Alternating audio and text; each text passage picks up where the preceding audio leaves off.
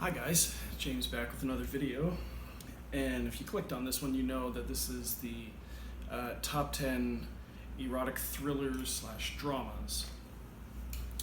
Now, you might think that it's just all about movies about sex. No. These ones, I think, have a good story, a good, entertaining, engaging story that just happens to involve a bunch of attractive people having sex throughout them. World of difference. Anyway, I thought this would be an interesting topic. Kind of because the top 10 sex comedies list I did has done so well, it would appear that this is another one in that vein, kind of, where it's kind of, that's a plot point where there's a lot of sex in it. But with this, like as with the sex comedies, it's not just all about that. Though those ones are legitimately funny movies. These ones, I think, are legitimately good, well-told thrillers slash dramas. So, without further ado, we will start. Number 10, we have a film from 2012 called Passion.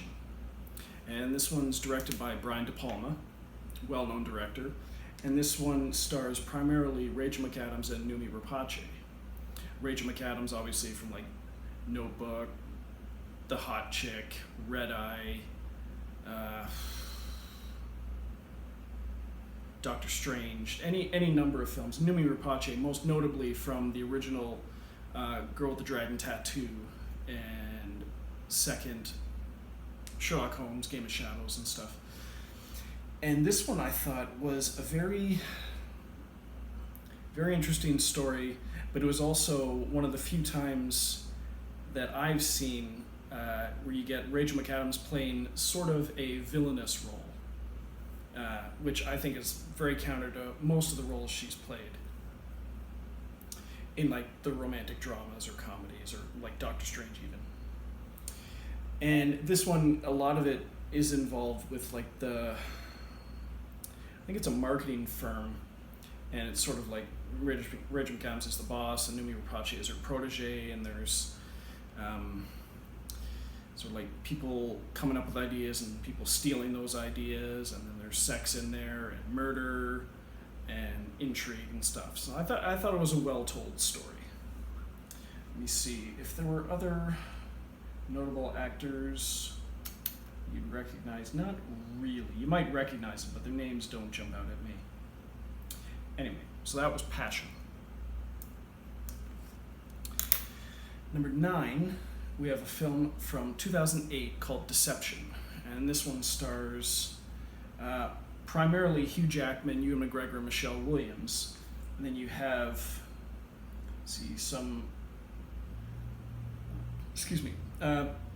smaller roles occupied by Charlotte Rampling, Lisa Gay Hamilton, Maggie Q, Natasha Henstridge.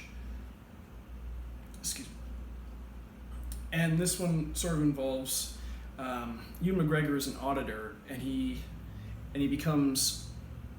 has a passing encounter where he sees this beautiful woman on the subway, played by Michelle Williams. And he becomes friends with a guy at the law firm that he's auditing, played by Hugh Jackman. And one day, Hugh Jackman drops his phone and picks up the other phone accidentally, and Ewan McGregor gets a call, and it's just some mysterious woman. And he meets up with her and ends up having sex with her, and it turns out that she and most likely Hugh Jackman's character are involved in some exclusive sex club. So when Hugh Jackman's character Wyatt finds out that Ewan McGregor's character Jonathan has his phone, he encourages him to keep up with it and keep contact and keep engaging in the sex club, participating.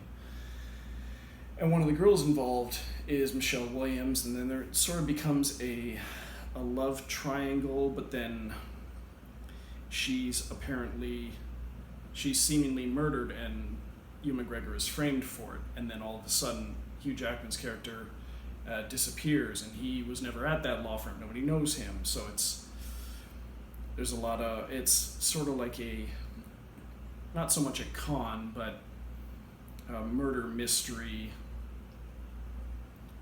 with a con man trope kind of thrown in there. So it was pretty interesting.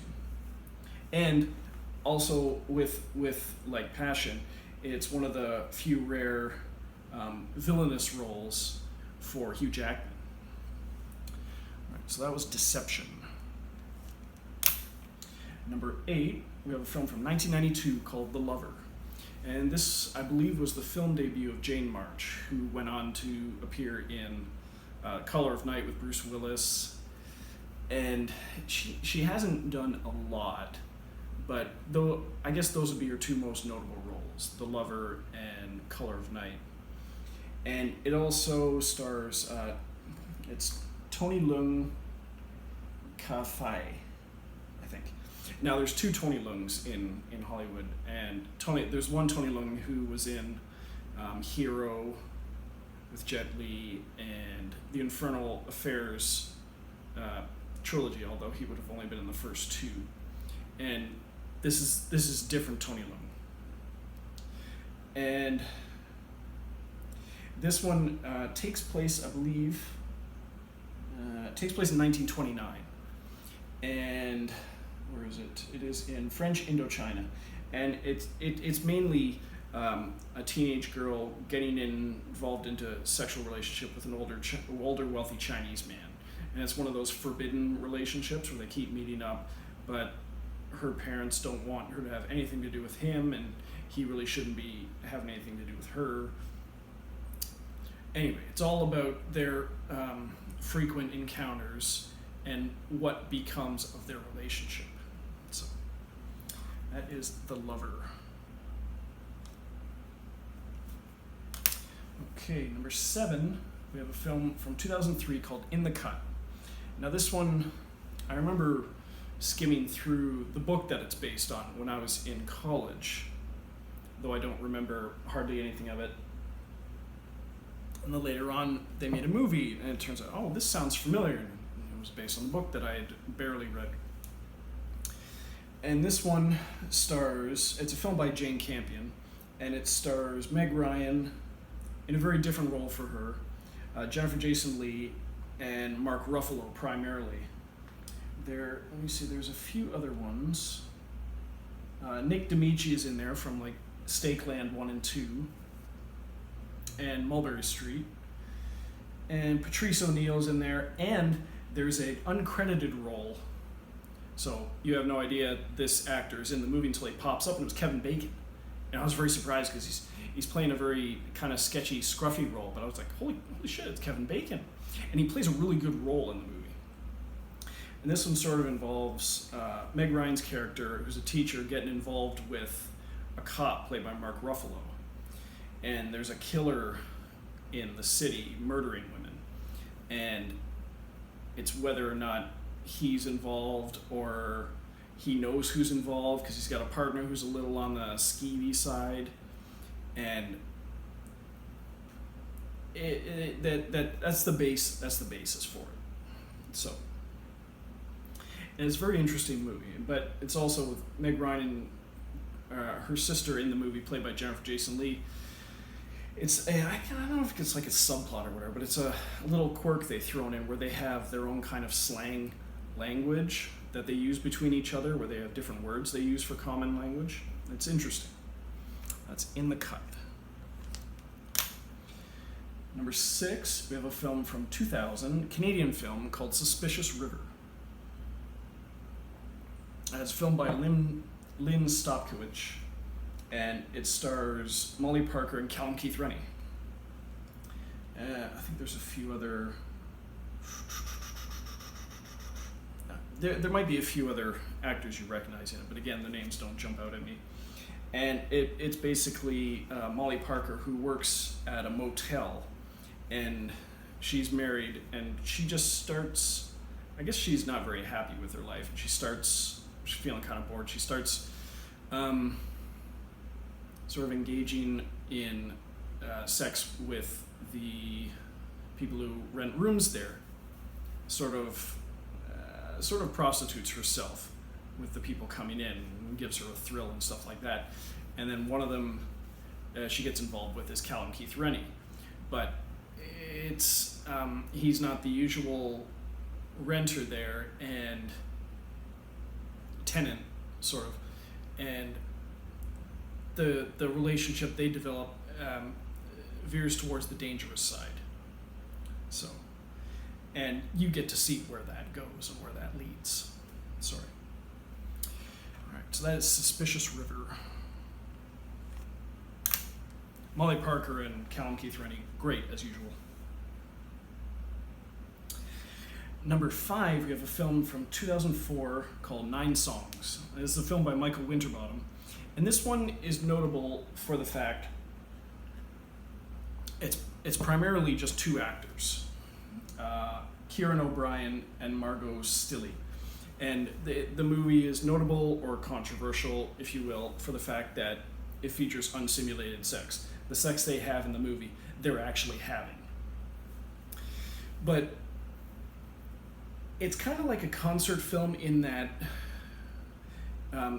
like this movie is Broken, about broken social scene, and Metallica Through the Never, where they have a concert and then they wrap a fictional narrative around it. It's an actual concert, but there's this fictional story going on around it. And it happens in Through the Never, happens in This Movie is Broken, shot at an actual concert. Through the Never, shot at an actual concert. Well, this one is like there's actual sex in the movie, but it's a fictional story, not like a porn film, but like an artsy film. And it's basically these 2 people meet up, and it's almost like the movie's divided into chapters. I don't know if it's exactly 9 chapters, but it's split up between them having sex and them going and seeing various concerts. Like, let's see this band. It's the bands that are involved. You've got Black Rebel Motorcycle Club, the Von Bondis, Elbow, Primal Scream, Dandy Warhols, Super Furry Animals, Franz Ferdinand, Michael Nyman, and again, Black Rebel Motorcycle Club. So it's their relationship split up into chapters that feature all these 9 songs, these bands they're going to see.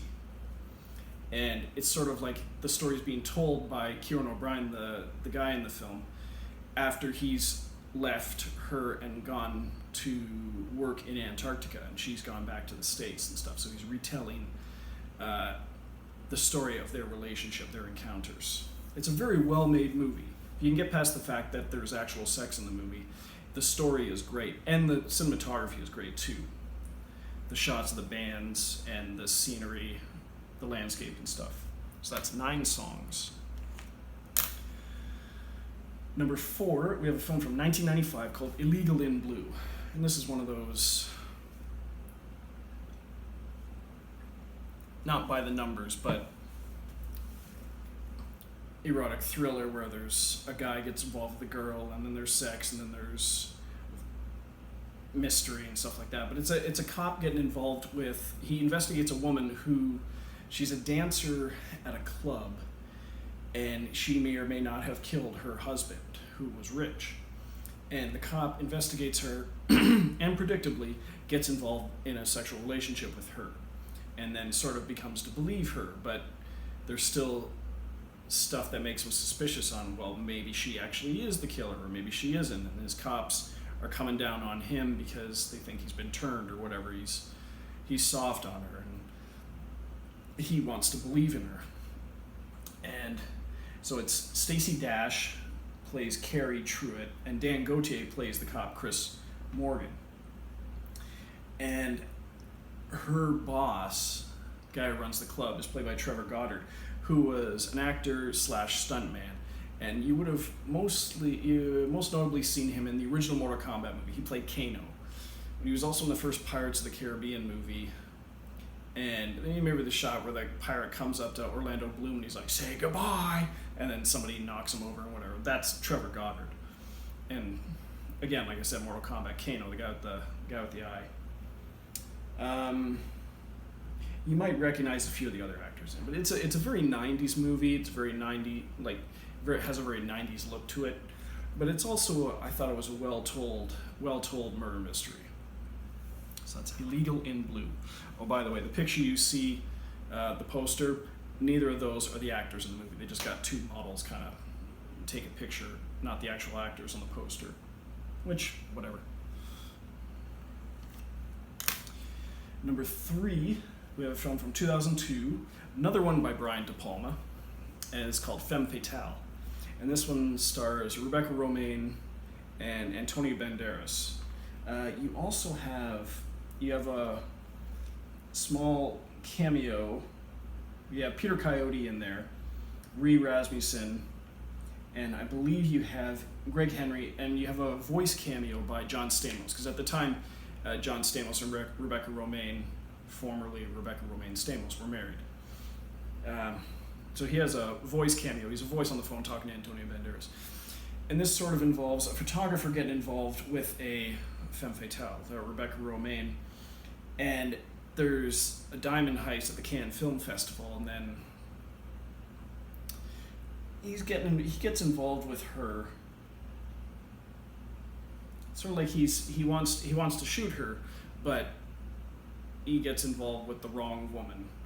But there's a very circular method to the movie and some twists and stuff, which I won't give away. But I remember reading about this on a DVD website, a movie website, about why there was never a commentary explaining the film as you're watching it. But if you watch I think it's the 2 or 3 part making of documentary on the DVD, if you manage to find it, the making of documentary is pretty awesome. It answers all the questions you have, and it makes you want to go through the movie again. So it's not one of those, well, I know everything I need to know, I don't need to see it anymore. No, you want to see it again because it helps fill in the gaps that you missed during the movie. So that is Femme Fatale. Let me see, number 2, we have a film from 1994 called Nina Takes a Lover. And this one stars Laura San Giacomo, Paul Rice, and Fisher Stevens primarily, but it's mostly involves Laura San Giacomo and Paul Rice and Michael O'Keefe, who is the journalist that Laura San Giacomo's character Nina is talking to. She's mostly relaying this story to a journalist about this photographer that she starts a relationship, becomes her lover, and I won't spoil I won't spoil the plot point of the movie, but essentially it's her relaying how she got involved with the photographer and how their relationship progressed, their encounters and stuff, and how the women that he's been with and how he is with her. And it's just spliced in like her relaying the story to the journalist with scenes of their relationship, back to the journalist, scenes of the relationship, and then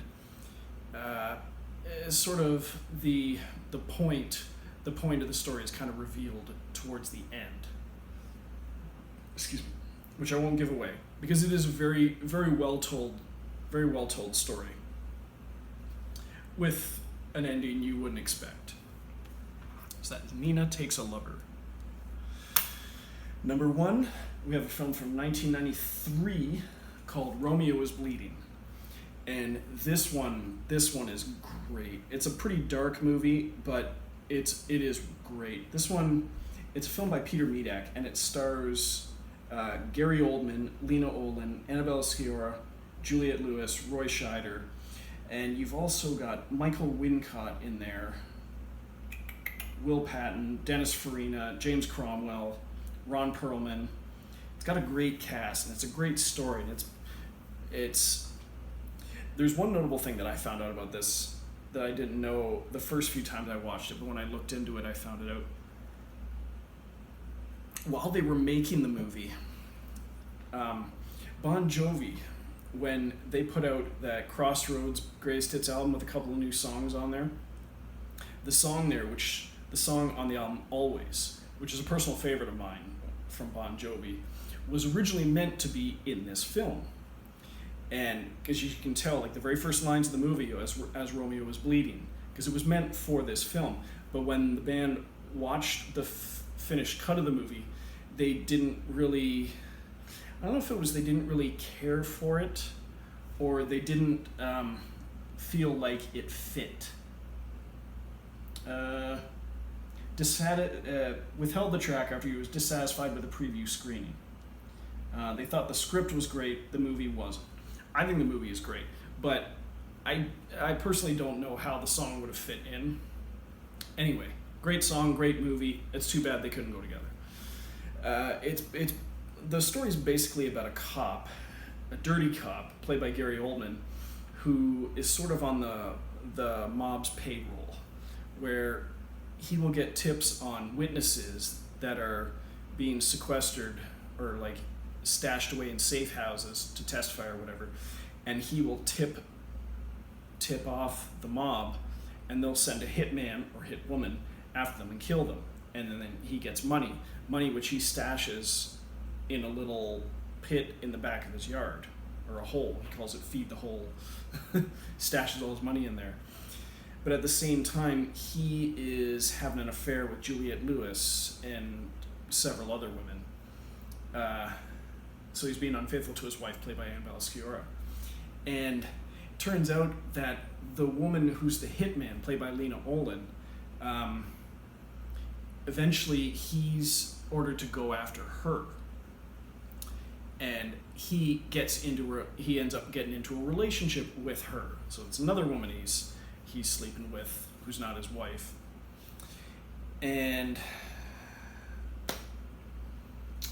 you got Roy Scheider playing the mob boss, Michael Wincott playing his contact, and I think that's as far as I'll go, because there's a fair amount of action in the movie, but a lot of sex and intrigue and stuff. But it's a very well told story, and it's narrated by Gary Oldman's character.